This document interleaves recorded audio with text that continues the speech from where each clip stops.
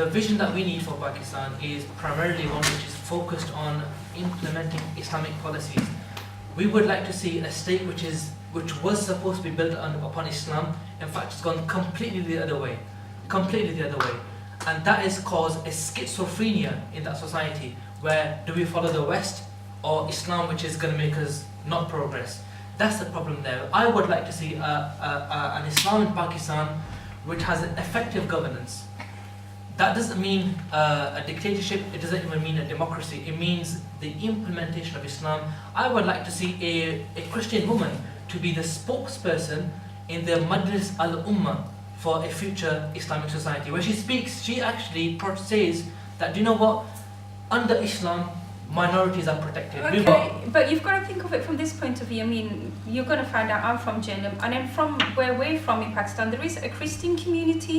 You can't just say, you know, Islam, because within, I don't know what this... Which is why I'm saying that under an Islamic society, minorities would be celebrated. Never mind Muslim women, we would even get non-Muslim women participating in governance. If we look globally, the Pakistani nation has been very liberal amongst the Islamic countries as well. Giving the examples, the first ever female prime minister in Islamic countries was the Pakistani prime minister, Benazir Bhutto. Currently, the foreign minister of Pakistan is a woman. The speaker of the National Assembly is a female in Pakistan, whereas another female deputy speaker in Sindh Assembly. So, as well as we're talking about the negativism over here, we must appreciate the positive stuff that is going on in Pakistan, and appreciate that Pakistan actually is a very, in terms of going globally, is a very liberal country in terms of accepting a woman's role there and giving them the role to fulfill their society's development there, and I think we have to appreciate that as well. Is women's rights in British Pakistani community, I know it's not at that extreme, but is it something which we should be worrying about? In the UK? In the UK. I don't think we have a problem in the UK at all, you know. All the girls are actually educated by law, they have to go to school, and the majority do actually go on to college and university and do actually get decent jobs as well at the end of it. So I don't think we have an issue or a problem within the UK. Zubair, do you think there is an issue with somebody who's studying in university right now? Do you think there's an issue of British Pakistani students going forward, especially female students going forward into university? I don't think that's a problem, but like when they get married, it's more of like a Pakistani aspect. Is like, I'll just stay at home, I've got my degree, even if it's in like medicine or dentistry, I'll stay at home, just look after the kids, and you know, I've got my degree, that's it. I don't think that is probably of their choice. It's probably family pressure more than anything. So that's an abuse of their Well, rights. maybe it's childcare. I mean, my sister is a mum, and she's got a baby, and she's having to take time out because her baby's a baby. I mean, if it's a case of, okay, we've got the female in the workforce, maybe the government can help out more with, instead of giving tax cuts, give tax breaks for childcare and get the female working. It's not an Asian thing, it's a financial thing.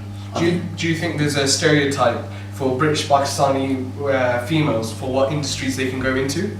Zubair, I want to get you, because you talked about stereotypes. Do you think that this is an issue with the British Pakistani? For example, like my friends, they do engineering, and engineering is one aspect where it's like all the lectures are male.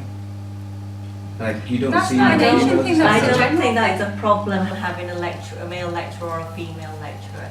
You know, I don't No, I think don't that mean is... the lecturer, I mean the people who are Alright. studying, the students. Like all of them are majority male, whereas you see other aspects like textiles and nursing and midwifery, they're all female. But that'll be out of So, you know, choice. I think- Personally, I wouldn't want to be an engineer, and I wouldn't want to attend an engineering class. It's like if you go to a hairdressing class, I mean, you know, they're all going to be female there. I mean, Majority. yeah, majority, they are, I mean, you know, Yeah, I but it's trust not- a male Is hairdresser that not over the a social female, no? aspect?